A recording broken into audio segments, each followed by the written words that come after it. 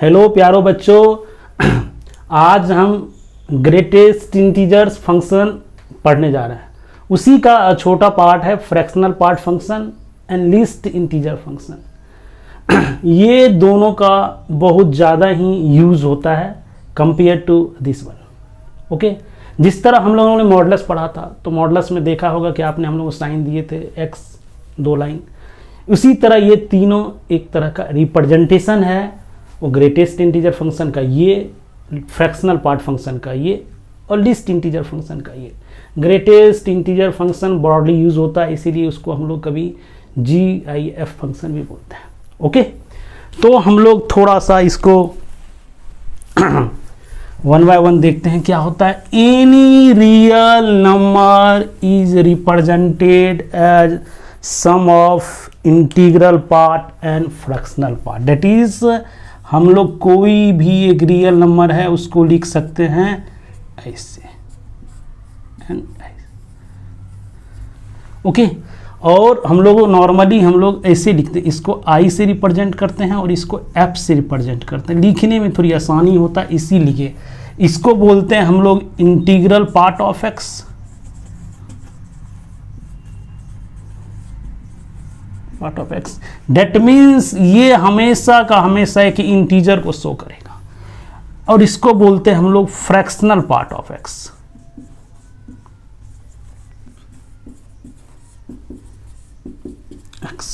Okay, और इसका जो वैल्यू होता है एक सर्टेन इंटरवल में होता है, ये हमेशा का हमेशा 0 से बड़ा होता है, 1 से छोटा होता है। ओके, जैसे आपके पास 2.5 कोई एक नंबर है, इसका ग्रेटेस्ट इंटीजर 2 होगा और फ्रैक्शनल पार्ट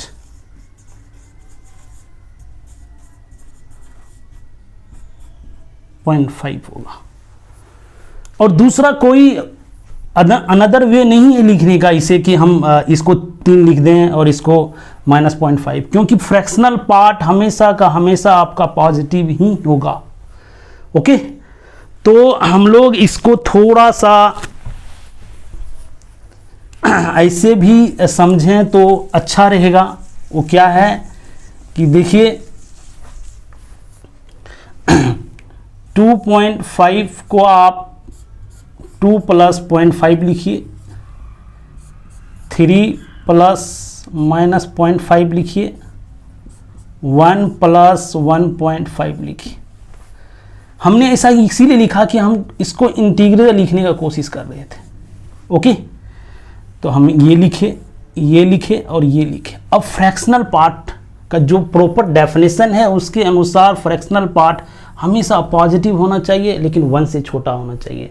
ना तो ये होगा ना तो ये होगा। दैट मीन्स यदि कोई भी इंटीजर्स को आप लिखने का कोशिश कर रहे हैं तो तरीका जो है आप 2.5 को आप ऐसे ही लिखिए, तब जाकर आप इसको I बोल सकते हैं और इसको F बोल सकते हैं।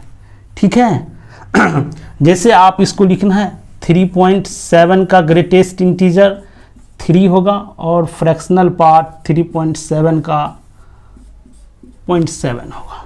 ओके, 2.8 का ग्रेटेस्ट इंटीजर 2 होगा और 2.8 का फ्रैक्शनल पार्ट 0.8 होगा। -3.8 का ग्रेटेस्ट इंटीजर आपका -4 होगा और फ्रैक्शनल पार्ट आपका जो है वो 0.2 होगा। आपको हमेशा का हमेशा ये इंटीजर्स होना चाहिए। इंटीजर्स तो कोई भी हो सकता है, लेकिन फ्रैक्शनल पार्ट का जो रेंज स्पेसिफाई है वो है आपका 0 से बड़ा होना चाहिए और 1 से छोटा होना चाहिए। इसको देखते हुए हम लोग ऐसे कुछ स्पेसिफाई करके डिफाइन करते हैं। अब देखते हैं कि अनदर वे है, इसको थोड़ा सा लाइन नंबर सिस्टम पर समझने का कोशिश करते हैं। क्या कोशिश करते हैं कि कैसे इसको हम लोग रिप्रेजेंट करें या उसका इंटीग्रल और फ्रैक्शनल पार्ट फाइंड आउट करें। देखिए, यदि कोई भी नंबर का आपको इंटीग्रल पार्ट चाहिए तो सबसे पहले आप उसको रियल नंबर सिस्टम पे लिखिए। जैसे आपने लिखा है यहाँ, इसका ग्रेटेस्ट इंटीजर चाहे कोई भी हो, 1 से 2 के बीच मान लो 1.8 है, यहाँ से आप चलने का कोशिश कीजिए, जो भी पहला इंटीजर्स आपको मिलेंगे वही integral part of this number होगा। दैट मीन्स 1.8 का ग्रेटेस्ट इंटीजर 1 होगा और 1.8 का फ्रैक्शनल पार्ट आपका 0.8 होगा। सिमिलरली यहाँ पे -1.2 कोई नंबर है, यहाँ से लेफ्ट के तरफ बढ़िए, जो पहला इंटीजर्स आपको मिला वही इंटीग्रल पार्ट होगा, बाकी जो बचेंगे फ्रैक्शनल पार्ट। दैट मीन्स -1.2 का ग्रेटेस्ट इंटीजर -2 होगा और -1.2 का फ्रैक्शनल पार्ट 0.8 होगा। मैं ये देख पा रहा हूँ, क्या देख पा रहा हूँ कि ग्रेटेस्ट इंटीजर उस नंबर से हमेशा का हमेशा छोटा होता है। यदि वो नंबर यहाँ पे रहता तो भी ग्रेटेस्ट इंटीजर यही होता, यदि वो नंबर यहाँ पे होता तो भी ग्रेटेस्ट इंटीजर यही होता, वो नंबर यहाँ पे होता तो भी ग्रेटेस्ट इंटीजर यही होता, यदि वो नंबर यहाँ पे रहता तो भी ग्रेटेस्ट इंटीजर यही रहता। दैट मीन्स हम लोग एक सिंपल सा प्रॉपर्टीज लिख सकते हैं ग्रेटेस्ट इंटीजर के बारे में। वो क्या है? सिंपल सा प्रॉपर्टीज, ये प्रॉपर्टीज है कि ग्रेटेस्ट इंटीजर जो होते हैं वो अपने नंबर से छोटे और इक्वल हो सकते हैं, ठीक है। और दूसरा सिंपल सा प्रॉपर्टीज है, यदि आपका दो नंबर का सम का ग्रेटेस्ट इंटीजर लेते हैं, यदि ये दोनों का दोनों इंटीजर्स हैं तो आप ऐसे लिखिए, if x and i are integers। यदि आपका ये एक सिर्फ इंटीजर्स हैं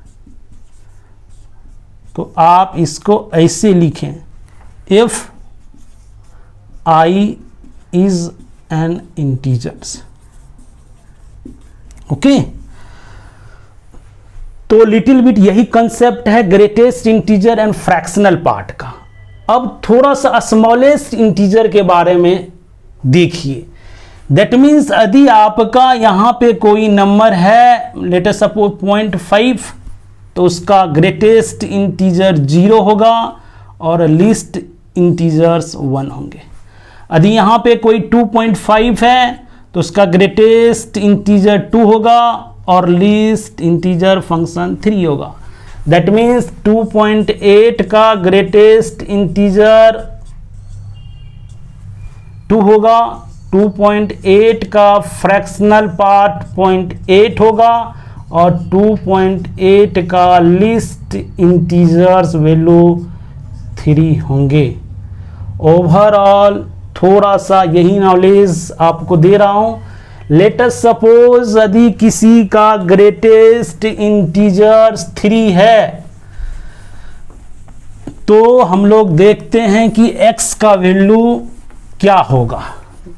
देखिए, यदि किसी का ग्रेटेस्ट इंटीजर 3 है, देखिए ग्रेटेस्ट इंटीजर 3 है और यहां पे आपका ये रहा 4, तो वो नंबर ये हो रहेगा तो ग्रेटेस्ट इंटीजर 3, ये नंबर ये रहेगा तो भी ग्रेटेस्ट इंटीजर 3, ये नंबर ये रहेगा तो भी ग्रेटेस्ट 3, ये नंबर ये भी रहेगा तो भी 3, 4 रहेगा तो 4 हो जाएगा। यदि किसी का ग्रेटेस्ट इंटीजर 3 है तो वो नंबर आपका 3 से बड़ा होगा लेकिन 4 से छोटा होगा। ओके, यदि किसी का ग्रेटेस्ट इंटीजर -2 है, -2 है तो वो नंबर यहां से यहां होगा। Then x greater than equals to -2 but less than -1। Okay, तो ओवरऑल नॉलेज आपको इतना ही रखना है। अब हम लोग इसी बेस्ड पे कुछ क्वेश्चन करने जा रहे हैं और आपको यही सब चीज का थोड़ा सा ध्यान रखना है।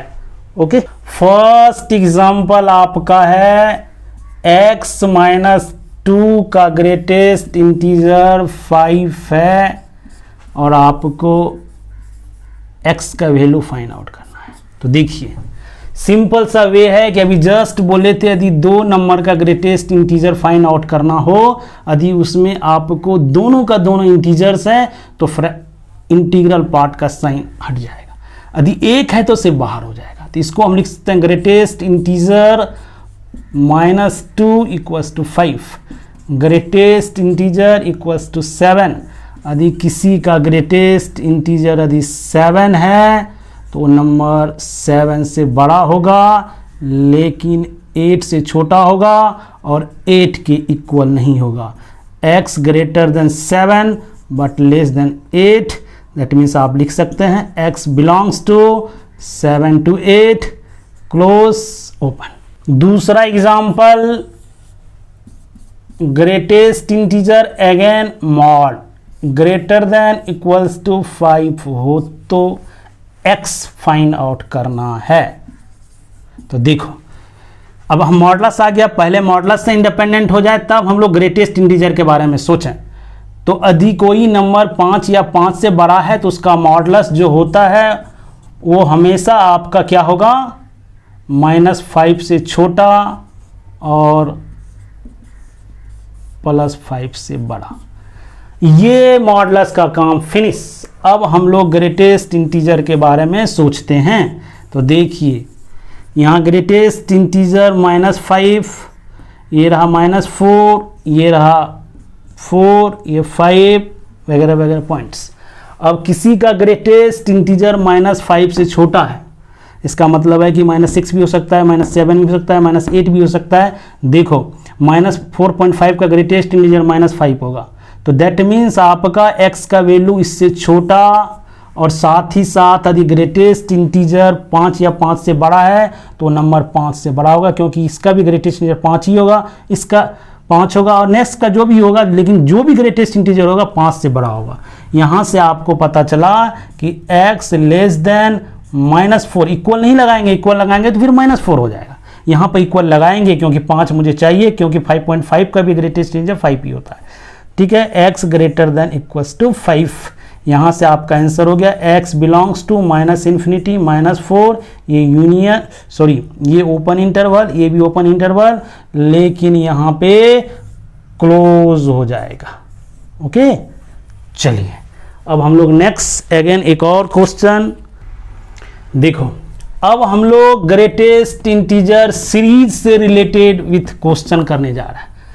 अब देखो 3/4 का वैल्यू 0.7/5 होता है, इसका ग्रेटेस्ट इंटीजर 0 हो जाएगा। 3/4 में हम लोग क्या ऐड करें, जो पहला इंटीजर्स मिलेंगे वो 3/4 में हम लोग 1/4 ऐड करेंगे, दैट मीन इसका भी वैल्यू 0 ही होगा, इसका भी वैल्यू 0 ही होगा। तब जाके कहां से 1 मिलेगा, जब इसका वैल्यू 1/4 होगा। जब इसका 1/4 होने का मतलब है कि 25/100 होगा। कब, जो इसमें ऐड हो रहा है। 26/100 तो भी आउटपुट 1 ही देगा। 27/100 इस पे भी आउटपुट 1 ही देगा। आउटपुट 2 कब से देने लगेगा, जब हम लोग 3/4 में क्या 5/4 ऐड करेंगे तब 2 देने लगेगा। 5/4 तो आ ही नहीं रहा है, क्योंकि लास्ट तक जो आ रहा है 99/100, that means 0.99, that means 1.25 add करेंगे तब जाकर 2 बनेगा। दैट मीन्स आपको 25/100 जहां ऐड हो रहा है वहां भी 1 आएगा, 26/100 है वहां भी 1 आएगा, 27/100 ऐड वहां पर भी 1 आएगा, 28/100 जहां पर ऐड हो रहा है वहां भी आउटपुट 1 आएगा। फाइनली जो 99/100 ऐड हो रहा है वहां पर भी आउटपुट 1 ही आ जाएगा। दैट मीन्स ये सभी को देखना है, एक टोटल नंबर ऑफ टर्म कितने हैं और सब पे आउटपुट 1 आ रहा है। तो टोटल नंबर ऑफ टर्म देखेंगे तो 1 से यदि स्टार्ट करते तो 99 तक टोटल टर्म जाते। आप 25 से स्टार्ट कर रहे हैं, इसलिए 24 वाले टर्म को सब्ट्रैक्ट कर लें तो टोटल नंबर ऑफ टर्म जो हो जाएंगे, टोटल नंबर ऑफ टर्म हो जाएगा 99 बाय -24। दैट मीन्स आपके कितना हो गया, 75 टर्म्स होंगे और हर टर्म पे जो आउटपुट आएगा वो 1 ही आ जाएगा। इसलिए total number of sum of this term equals to 75। Okay, अब हम लोग नेक्स्ट क्वेश्चन करने जा रहे हैं। ओके, तो वो क्वेश्चन क्या है थोड़ा सा देखिए। वो क्वेश्चन है आपका 4 time fractional part equals to x plus integral part of x। Okay, तो इस तरह के क्वेश्चन पिछले क्लास में भी बोले थे कि यदि आपका ये लीनियर टाइप का इक्वेशन है, इसको सॉल्व करना है तो थोड़ा सा कोशिश कीजिए कि एक वेरिएबल में आने का। ओके, ये जो है आपका फ्रैक्शनल पार्ट ऑफ x है, तो इसको f लिखने का कोशिश कीजिए। ये x है तो इसको i प्लस f लिखिए और इसको i लिखिए। इससे भी चलेगा लेकिन थोड़ा सा ये स्मॉल रिप्रेजेंटेशन हो जाता है, इसीलिए इसको लिखेंगे 4f equals to 2i plus f। यहाँ से हो जाएगा 3f इक्वल्स टू 2i, यहाँ से f equals to 2i by 3। अब बताइए f का वैल्यू 0 से 1 होता है, i का वैल्यू एनी इंटीजर्स हो सकते हैं, लेकिन जब i का वैल्यू आप निगेटिव दोगे तो f का वैल्यू निगेटिव आने लगेगा। ओके, और i का वैल्यू आप पॉजिटिव देंगे तो f पॉजिटिव होगा, लेकिन याद रखें i का वैल्यू वही सब रखेंगे जिससे ये 1 से बड़ा नहीं हो। यदि हम लोग i का वैल्यू 0 रखते हैं तो f का वैल्यू 0 आ जाएगा। i का वैल्यू हम यदि 1 रखते हैं तो f का वैल्यू 2/3 आ जाएगा। यदि i का वैल्यू हम 2 रखते हैं तो f का वैल्यू 4/3 आएगा, जो कि पॉसिबल नहीं है क्योंकि f 1 से बड़ा नहीं हो सकता। दैट मीन्स जब ये पॉसिबल आंसर है और ये पॉसिबल है, आपको क्या निकालना है, x का वैल्यू। x क्या होता है, i plus f। That means पहला आंसर होगा 0 प्लस 0 और दूसरा आंसर होगा 1 प्लस 2/3 5/3। ओके, चलिए next question again related with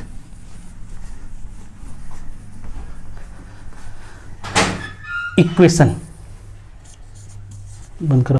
देखो ये जो क्वेश्चन है उसमें मैंने थोड़ा सा स्मॉलेस्ट इंटीजर का भी इन्वॉल्वमेंट कर दिया। वैसे भी मैं पहले बता चुका हूं कि greatest integers, fractional part and list integers में बहुत कम ही यूज होता है लिस्ट इंटीजर्स का। एक तरह का इक्वेशन है, आप इसको सॉल्व करना है, जस्ट सिंपली इन्वॉल्व हो गया है ग्रेटेस्ट इंटीजर और फ्रैक्शनल पार्ट का साइन, तो इसके लिए कंफ्यूज मत होना है। इस तरह के क्वेश्चन को सोचना है, 2-4 क्वेश्चन बनाएंगे तो आइडिया आ जाएगा। ओके, तो हम लोग कैसे सोचें, तो हम लोग इसके जस्ट पहले वाले क्वेश्चन को हमने x equals to i plus f लिखे थे। ओके, उसमें f क्या था नहीं पता, इसमें थोड़ा सा केस ले लेते हैं। केस फर्स्ट ले लेते हैं कि let x equals to i, मतलब x एक इंटीजर्स को मान लिए। ओके, तो आपका क्या हो जाएगा 2 times i plus i equals to 10, तो i क्या हो गया 10/3। आपने i को तो कभी भी फ्रैक्शनल हो ही नहीं सकता, ये हमेशा का हमेशा आपका इंटीजर्स है, इसीलिए हमारा जो मानना है वो सही नहीं हो पाया। हम लोग केस सेकेंड ले लेते हैं और उसको मानते हैं let x equals to i plus f, तो ग्रेटेस्ट इंटीजर कितना हो जाएगा i के बराबर, और ये आपका लिस्ट इंटीजर क्या हो जाएगा i प्लस 1 के बराबर। ओके, यहां से 3i इक्वल्स टू कितना हो गया 9, i इक्वल्स टू क्या हो गया 3। यदि किसी भी रियल नंबर्स का इंटीग्रल पार्ट 3 हो तो वो नंबर 3 से बड़ा होता है और 4 से छोटा होता है। That is x belongs to 3,4 close open. Okay, तो बस इस क्वेश्चन का जो आंसर हुआ आपका यही हुआ। ओके, तो हम लोग फिर अगेन नेक्स्ट क्वेश्चन करने जा रहे हैं जो रिलेटेड विथ क्वाड्रेटिक इक्वेशन है। पिछले क्लास में भी हम लोगों ने क्वाड्रेटिक इक्वेशन के क्वेश्चन किए थे जो मॉडुलस से रिलेटेड थे। यहां पर थोड़ा सा क्या है, फ्रैक्शनल पार्ट से रिलेटेड है और इंटीग्रल पार्ट से। क्या है question, very simple, greatest integer whole square minus 4 times greatest integer plus 3 equals to 0। आप इसको लिख सकते हैं greatest integer -1, greatest integer -3। Okay, simple. यदि आप यहाँ एक्स स्क्वायर रहता तो यहाँ पर x लिखते, यहाँ पर k स्क्वायर रहता तो k लिखते, यहाँ ग्रेटेस्ट इंटीजर था ग्रेटेस्ट। अब यहाँ से ग्रेटेस्ट इंटीजर आपका एक 1 और एक 3। यदि किसी का ग्रेटेस्ट इंटीजर 1 हो तो वो नंबर यहाँ से यहाँ होगा, यदि 3 हो तो वो नंबर यहाँ से होगा। x बिलोंग्स टू 1,2 यूनियन 3,4, 3 पे क्लोज 4 पे ओपन। ओके, कट करो। देखो कंसेप्ट उतना ही है। अब आपको हर क्वेश्चन में कॉमन सेंस अप्लाई करना है। जैसे आपके पास क्वेश्चन आ गया x + 2 greatest integer x + 3 greatest integer equals to 5x/6। थोड़ा सा आप कॉमन सेंस अप्लाई करेंगे, आप इसको ऐसे लिखिए x + 2 x + 3। ओके, आप फिर अगेन लिखिए x + 2 minus greatest integer of x + 2 x/3 minus greatest integer of x/3 equals to 0। Okay, अब देखिए इसको आप लिख सकते हैं फ्रैक्शनल पार्ट ऑफ x/2 और इसको लिख सकते हैं fractional part of x/3 equals to 0। किसी का फ्रैक्शनल पार्ट हम जस्ट बताए थे क्या है, 0 से बड़ा लेकिन 1 से छोटा, और ये भी 0 से बड़ा होगा लेकिन 1 से छोटा होगा, और ये दोनों 0 से बड़ा ही है और कह रहा है 0 ओनली पॉसिबल है, ओनली पॉसिबल क्या x/2 इक्वल्स टू इंटीजर्स, क्योंकि इंटीजर्स का फ्रैक्शनल पार्ट 0 होता है, एंड साथ ही साथ सेम टाइम ये भी इंटीजर्स, मतलब x is multiple of 2i और साथ ही साथ x is multiple of 3i, दोनों साथ ही होना चाहिए, तो ओनली पॉसिबल वैल्यू है, only possible value of x क्या होगा, multiple of 6i। That means all the integers which are multiple of 6 is the solution of this equation। Last एक और क्वेश्चन करने जा रहे हैं, वो आपका x और y दो टाइप का वेरिएबल इन्वॉल्व होगा। कंसेप्ट उतना ही है जितना हमने आपको बताया है। ओके, देखो आप लोग लीनियर इक्वेशन इन 2 वेरिएबल पढ़े थे, वही चीज़ है, लेकिन इसमें ग्रेटेस्ट इंटीजर फंक्शन का इन्वॉल्वमेंट है। अब क्या करेंगे, इसको इससे इक्वेट कर देते हैं, क्योंकि y equals to this and y equals to this, तो 3 times this equals to 2 times. अभी जस्ट आपको बताए थे इसको लिखने का तरीका, यदि आपका दोनों का दोनों इंटीजर्स हो तो ये साइन बाहर हो जाता है, यदि एक ही इंटीजर हो तो वो भी बाहर हो जाएंगे। तो क्या हो जाएगा, 3 टाइम्स x